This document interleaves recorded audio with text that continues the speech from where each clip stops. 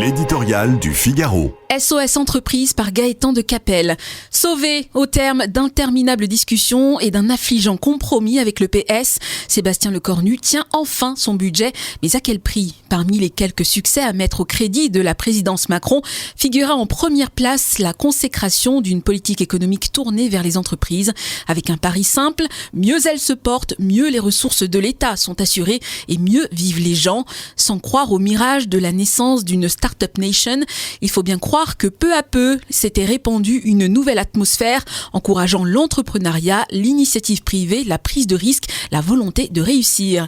La France redevenait attractive, le chômage baissait, mais patatras, pour une poignée de voix socialistes, tout cet acquis vient d'être jeté aux orties.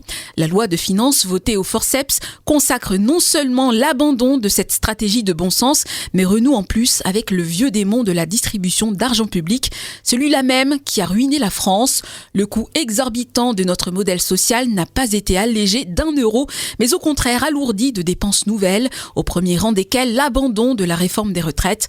Les entreprises et les hauts revenus paieront donc l'addition pour financer ce fardeau. Avec ce tête-à-queue idéologique qui ampute le privé pour financer le public, s'évapore le rêve d'une réindustrialisation du pays. Investissement en berne, fermeture de sites, destruction d'emplois. Les industriels broient du noir. Dans une démonstration magistrale, chiffre à l'appui, le président de Michelin a un jour parfaitement résumé le problème. Lorsqu'en raison des prélèvements excessifs, un emploi coûte davantage à l'entreprise que partout ailleurs dans le monde et que le salarié touche moins, l'équation économique ne tient pas. Quand s'y ajoute une imprévisibilité fiscale chronique au mépris de la parole donnée, le pilier de la confiance, fondamental pour un chef d'entreprise, s'écroule à son tour. Le gouvernement peut toujours avancer l'impératif de stabilité. Il pèse bien peu face aux dégâts qu'il provoque.